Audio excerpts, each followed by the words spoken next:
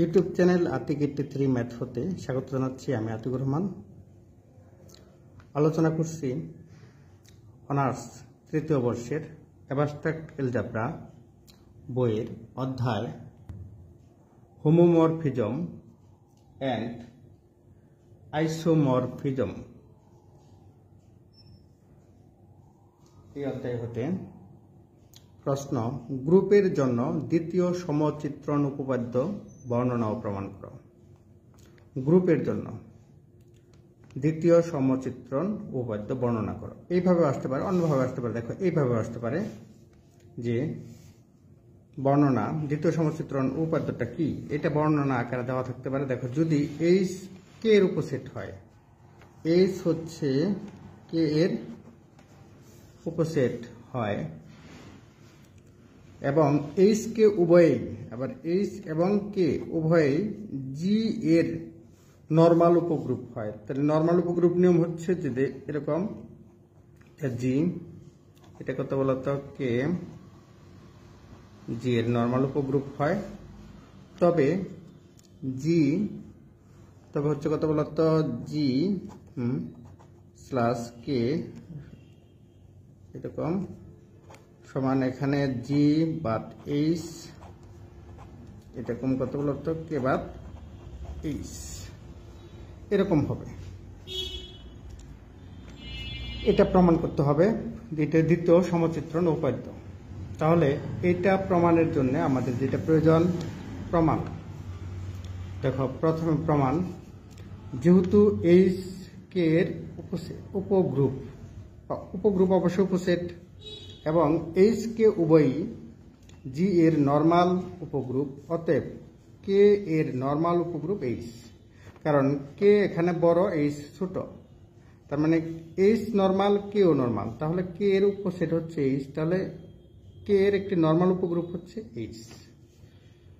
সেক্ষেত্রে K H, কে বাদ H, এটা একটা কি বলতো বিভাজিত গ্রুপ, এটা একটা বিভাজিত গ্রুপ আমরা দেখছি। আবার কে বাদ এইচ এবং জি বাদ এইচ এর, কে বাদ এইচ এটা জি বাদ এইচ এর একটি নরমাল উপগ্রুপ হওয়ায়, মানে কে বাদ এইচ এটা কার, জি বাদ এইচ এর নরমাল উপগ্রুপ হওয়ায় জি বাদ এইচ বাদ কে বাদ এইচ একটি বিভাজিত গ্রুপ। তাহলে এখানে দেখো, লক্ষ্য করো, এটাও একটা বিভাজিত গ্রুপ, এটাও একটা বিভাজিত গ্রুপ, এটার একটি নরমাল উপগ্রুপ হচ্ছে এটা। তাহলে এদের মাঝখানে যদি আমরা একটা ডিভিশন দেই, এটাও কি বলতো একটা বিভাজিত গ্রুপ হবে। মনে করি ফাই সাজ দ্যাট জি বাদ এইচ টু বিভাজিত গ্রুপ, জি কোশ্চেন্ট এইচ, বা আমরা সহজ করে বলতে জি বাদ এইচ, এটা কত বলতো কে, জি বাদ কে। চিত্রণটি নিম্ন রূপে সংজ্ঞায়িত করি, অর্থাৎ এইটাকে আমরা জি বাদ এইচ কে, জি বাদ কে, চিত্রণটি নিম্নরূপে সংজ্ঞায়িত করি কেমন, ফাই অফ এইচ এ, দেখো এখানে এইচ আছে যেহেতু, আর এখানে আছে কে, তাহলে এটা কত লাগে বলতো, ফাই অফ কত এইচ এ সমান কে এ। দেখো এখানে আছে এইচ, এখানে এইচ আছে এই জন্য এইচ এ, আর এখানে কে আছে এই জন্য কে এ। এটাকে করলাম কত, সংজ্ঞায়িত করলাম phi of H A for all A হচ্ছে জি এর উপাদান। তাহলে আমরা এইভাবে সংজ্ঞায়িত করলাম। ফাই চিত্রণটি সুসংজ্ঞায়িত কিনা এটা প্রমাণের জন্য ধরি এইচ এ সমান এইচ বি, এ আর বি এটা জি এর উপাদান, এ এবং বি হচ্ছে কার উপাদান বলতো, এ এবং বি বিলংস টু কত জি, এটা ধরে নিচ্ছি এইচ এ সমান এইচ বি। তাহলে এই বিটা যদি এই পাশে চলে আসে তাহলে হবে এ বি ইনভার্স, এই বিটার বাম পাশে চলে আসলে হবে A B inverse, H A B inverse কত বলতো এইচ। তার মানে এইটুকু এইচ এর সাথে গুণ করে এইচ হয়, তাহলে এ বি ইনভার্স এইচ এর উপাদান। তাহলে এ বি ইনভার্স কত বলতো এইচ এর উপাদান।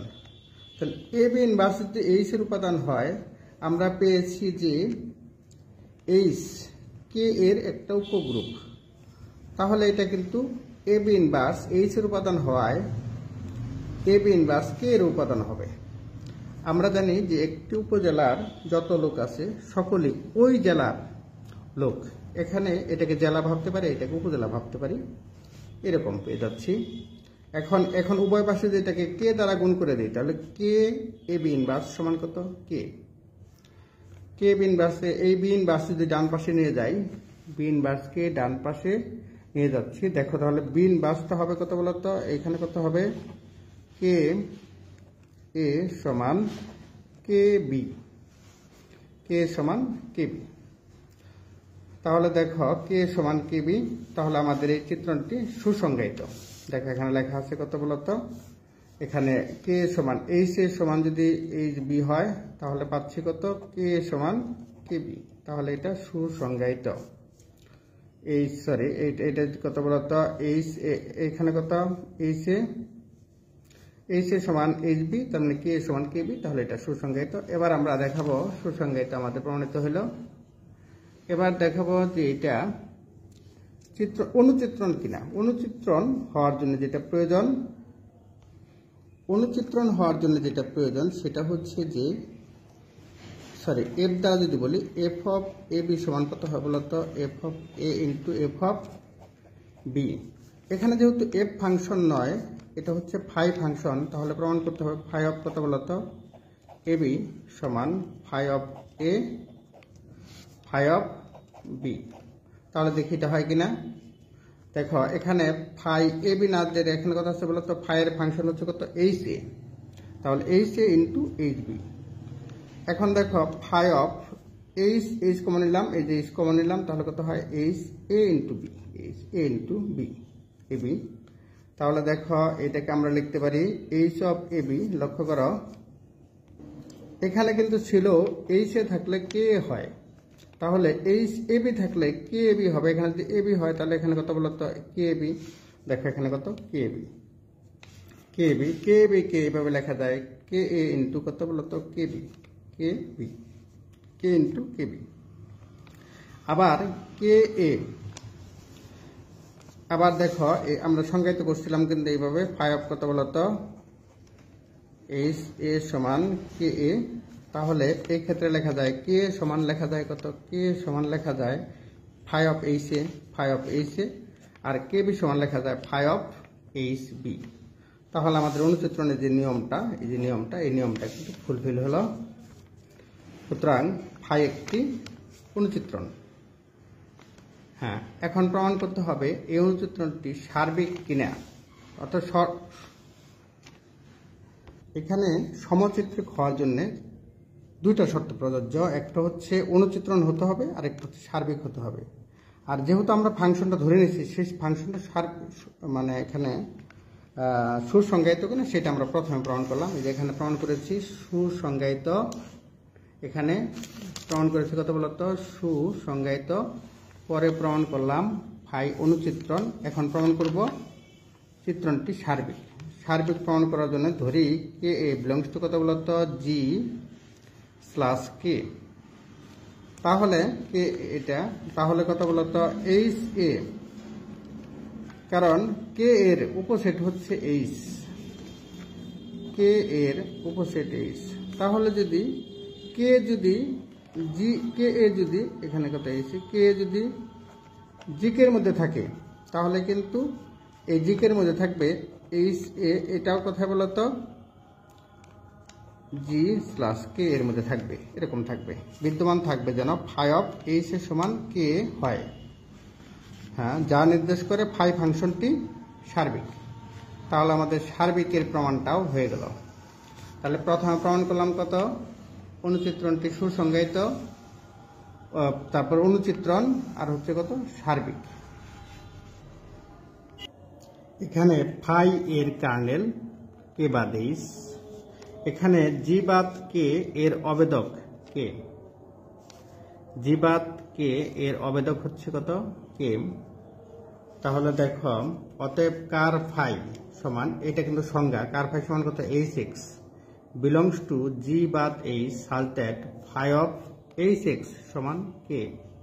এই পুরোটাই সংজ্ঞা, কার ফাইয়ের সংজ্ঞা এটা। এইচ এক্স বিলংস টু কত, জি বাদ এইচ, এখানে কত, ফাই অফ এইচ এক্স সমান কে।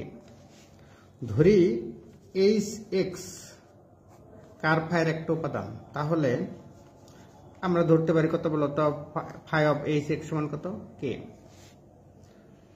তাহলে দেখো ফাই অফ এইচ এক্স সমান কে, আমরা জানি কে এর উপাদান যদি কত হয় বলতো এক্স হয়, তাহলে কে এক্স সমান কত বলতো কে, ইমপ্লাইজ দ্যাট এটা লেখা যায় কত কে এক্স সমান কে। তাহলে এক্স হচ্ছে কে এর উপাদান, এখানে এটা পরিবর্তে লেখা যায়। দেখো আমরা জানি, লক্ষ্য করো ফাই অফ, আমরা এটা পড়ছি কিন্তু সংজ্ঞায়িত করছি এইভাবে, এইচ অফ এ সমান কত বলতো কে এ। তাহলে এখানে যদি ফাই অফ এইচ এক্স দেই, তাহলে এখানে কিন্তু লিখবো কে এক্স। তাহলে ফাই অফ এইচ এক্স পরিবর্তে লিখবো কত বলতো কে এক্স সমান কে, এই যে কে আছে ডান পাশে কে আছে, তার মানে এক্সটা কে এরই উপাদান, কারণ কে এর সাথে গুণন হয়ে কে হয়েছে, তাহলে এক্স কে এর উপাদান। সুতরাং এইচ এক্স হচ্ছে কি বলতো কে বাদ বিলংস টু কে বাদ H, H X belongs to K বাদ এইচ, এটা হবে, এই শর্তটা মেনে চলবে। তার কার ফাই এটা কার উপসেট, কে বাদ এইচ এর উপসেট, কারণ কার ফাই থেকে আমরা ধরেছিলাম কত বলতে, কার ভাই থেকে এইচ এক্স ধরেছিলাম, কার ভাই থেকে সেটা আবার পেয়েছি আমরা কে বাদ এইচ থেকে, তাহলে কে বাদ এইচ এর উপসেট হচ্ছে কার ভাই। এবার বিপরীত ক্রমে যাব, এখান থেকে উপরের দিকে যাব, ধরি এটা 1 নাম্বার দিলাম, বিপরীত ক্রমে ধরি এইচ এক্স, এটা ধরলাম এইচ এক্স, এই যে এইচ এক্স বিলংস টু কত কে বাদ এইচ। তাহলে এবার দেখো উল্টা ভাবে যাচ্ছে, তাহলে কত বলতো এক্স বিলংস টু কে। পরের লাইনে যাব কে এক্স সমান, দেখো কে এক্স সমান কে, দেখো এখানে লেখা আছে কত কে এক্স সমান কে। তাহলে লেখা যায় কত বলতো ফাই অফ এইচ এক্স সমান কে, এই যে ফাই অফ এইচ এক্স সমান কে। এখন দেখো ফাই অফ এইচ এক্স সমান যদি কে হয়, তাহলে এটা হয় H X belongs to ker phi, তাহলে এখানে লিখবো এইচ এক্স বিলংস টু কত কার ফাই, তাহলে জাস্ট বিপরীত ভাবে যাচ্ছি। অতএব কে বাদ এইচ কার ফাই এর উপসেট। নাম্বার 2, এখানে যদি এরকম হয়, দেখো এখানে দেখো কে বাদ এইচ এর উপসেট কার ফাই, আবার এখানে কার ফাই এর উপসেট হচ্ছে কে বাদ এইচ। যেমন এ যদি বি এর উপসেট হয়, আবার বি যদি এ এর উপসেট হয়, তাহলে বলা যায় এ সমান বি, তাহলে লেখা যায় কত কার ফাই সমান কত কে, কার ফাই সমান কত কে। আশা করি কার ফাই সমান 1 কত বলতো 1 ও 2 হতে পাই, কার ফাই সমান কে এইচ। এখন প্রথম সমচিত্রণ হতে পাই, প্রথম সমচিত্রণ উপপাদ্যটা এরকম আছে যে এরকম হয় যদি, তাহলে জি বাদ এইচ স্ল্যাশ কে বাদ এইচ সার্বিক মানে সর্বসম জি বাদ কে, এটা হচ্ছে প্রথম সমচিত্রণ উপপাদ্য হতে লেখা যায়। আশা করি কয়েকবার তোমরা যদি এটা লেখো তাহলে পারবে। সকলের জন্য শুভকামনা থাকলো, আল্লাহ হাফেজ। রিভিউ করছি, দেখো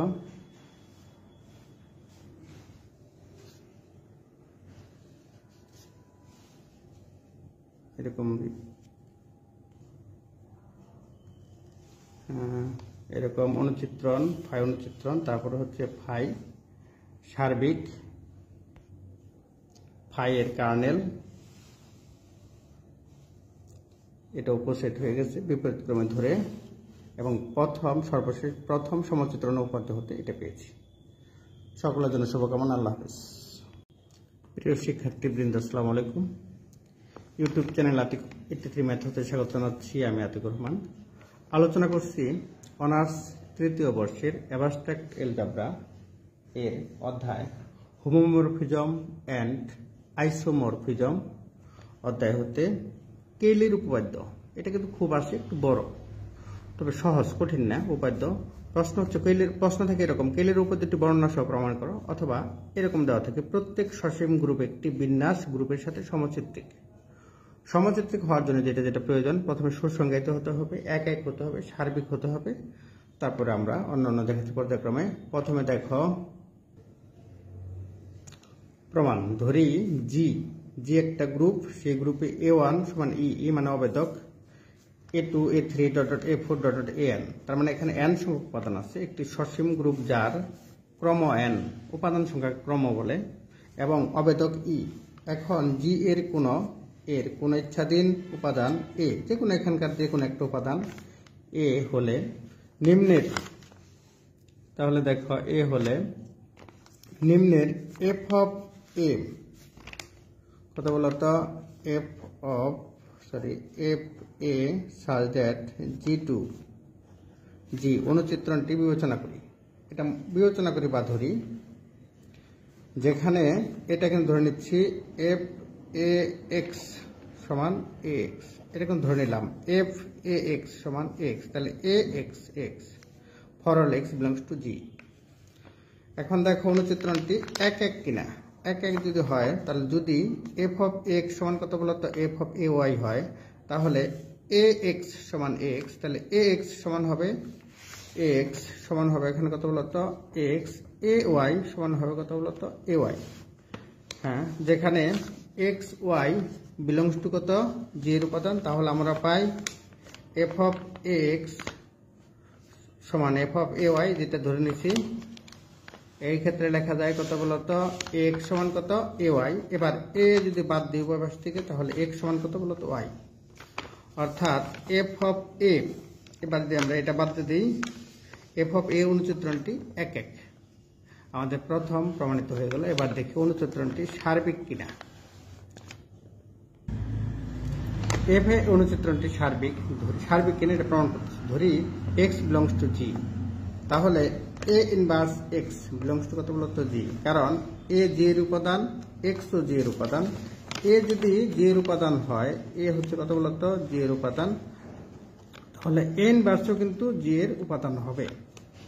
তাহলে আবদ্ধতা বিধি অনুযায়ী এক্স ও কত জি এর উপাদান, তাহলে কত বলতো এ ইনভার্স এক্স এটাও জি এর উপাদান হবে, বিদ্যমান থাকবে। যেন এফ এ আমরা এখানে পড়েছিলাম, এখানে যদি এক্স থাকে তাহলে এখানেও হয় এক্স, তাহলে এখানে এ ইনভার্স এক্স, তাহলে এখানেও কত বলতো এ ইনভার্স এক্স।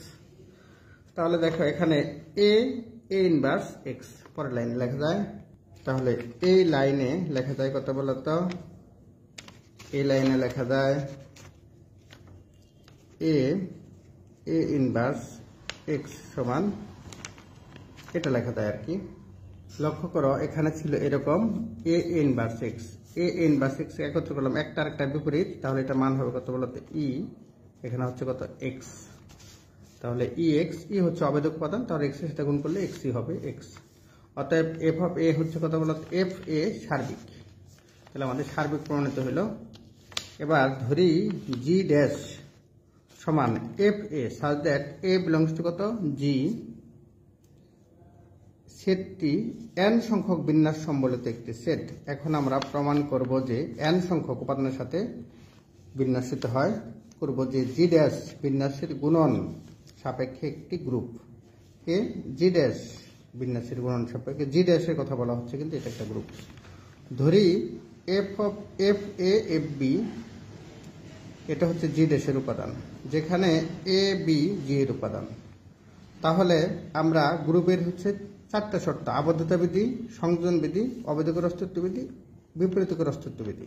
তাহলে প্রথমে আবদ্ধতা বিধি ধরছি, F A F B X সমান F A F of B, অর্থাৎ এটা এফ এ, দেখো এখানে লিখি, তাহলে এটা লেখা যায় কত F F B X, F B X, F B X মানে কিন্তু বি এক্স, আবার দেখো A B X, A B X. এখন এটা পাচ্ছি কত বলতো এ বি এক্স, তাহলে আমরা এ বি এক্স এটা কিন্তু একবার লেখা যায় কত বলতো এ বি এক্স, এই যে এ B X, A B X. তাহলে আমরা দেখলাম এখানে এ বি আলাদা আলাদা ছিল, এখানে এসে গুণন হয়ে গেছে, তাহলে আবদ্ধতা বিধি মেনে চলে। অতএব এ ব্যবস্থিত এক্স এক্স বাদ দিই, তাহলে হচ্ছে কত বলতো F of A comma B into B সমান এফ এ বি। তাহলে এটা কার উপাদান? জি ড্যাশের উপাদান, তাহলে এটা আবদ্ধতা বিধি মেনে চলে, তাহলে জি ড্যাশ আবদ্ধতা বিধি মেনে চলে জি ড্যাশ। এবার আমরা দেখব সংযোজন বিধি। সংযোজন বিধিটা এরকম, এ বি ইন্টু সি সমান এ ইন্টু বিসি। আর দেখুন এখানে F A F B F C আছে, তাহলে প্রথমে আমাদের প্রমাণ করতে হবে তো F A F B F C সমান F A F B F C, এই তিনটা প্রমাণ করতে হবে। তাহলে দেখি আমরা এফ এ এফ বি এই দুটো একত্র করলাম, এই দুটো যদি একত্র করি তাহলে কত এ বি, এটা আমরা পেয়েছি যে এ বি একত্র হয়ে যায়। এখন এ বি সি, তাহলে কত বলতো এফ এ বি সি। এবার দেখো এটা হয়ে গেল কত এ বি সি। যেহেতু জি একটি গ্রুপ, তাহলে এইটুকু কিন্তু একটা সংযোজন বিধি মেনে চলে, কারণ জি এর উপাদান হচ্ছে এ বি সি। তাহলে এখন আলাদা করে দিলাম, বি এর সাথে কত সি উপাদান যুক্ত হলো। তাহলে এখানে লেখা যায় F A F B C, F A F B C. দেখো একবারে লেখা যায় F A F B F C. তাহলে দেখো এটা সংযোজন বিধি মেনে চলছে, এটুকু সংযোজন বিধি মেনে চললো, এটুকু। হ্যাঁ, অর্থাৎ জি ড্যাশ সংযোজন বিধি মেনে চলে। এবার আসো অবেদকের অস্তিত্ব বিধি।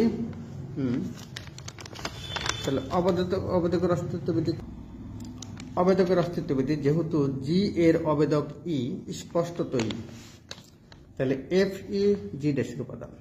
কারণ এখানে এ থাকলে হয় এ, এফ ই কার উপাদান? জি ড্যাশের উপাদান। এখন F A belongs to G dash এর জন্য এফ ই এফ এ সমান ই ইন্টু এ, তাহলে কত? ই এ সমান কত?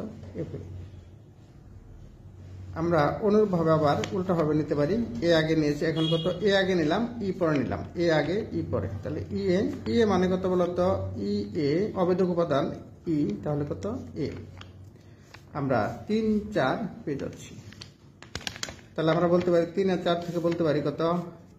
এফ ই এ সমান এফ এ ই, এ সমান কত বলতো? এফ এ ই সমান কত? এফ এ। এটা পেতে পারি। অর্থাৎ জি ড্যাশের অবেদক এফ এ।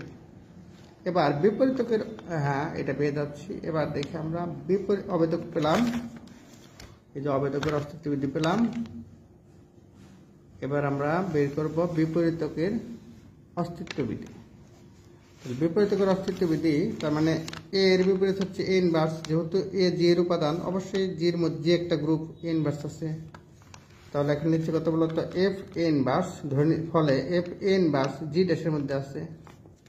এ ইনভার্স যেহেতু জির মধ্যে আছে, তাহলে F a dash A inverse কত? জি ড্যাশের মধ্যে আছে। এখন এই দুটো যদি গুণ করি, এফ এ এফ ই, তাহলে এফটা কমন যাবে, এফ কমন, তাহলে থাকবে এ inverse. A inverse, A inverse একটা আরেকটা বিপরীত, তাহলে কত হয় বলতো? ই। এটা হয়ে গেল ই, 6 নাম্বার। হ্যাঁ, অনুরূপ আবার উল্টা ভাবে লিখি, এ ইনভার্সটা আগে ধরি, এখানে ইনভার্স আগে, এটা পরে।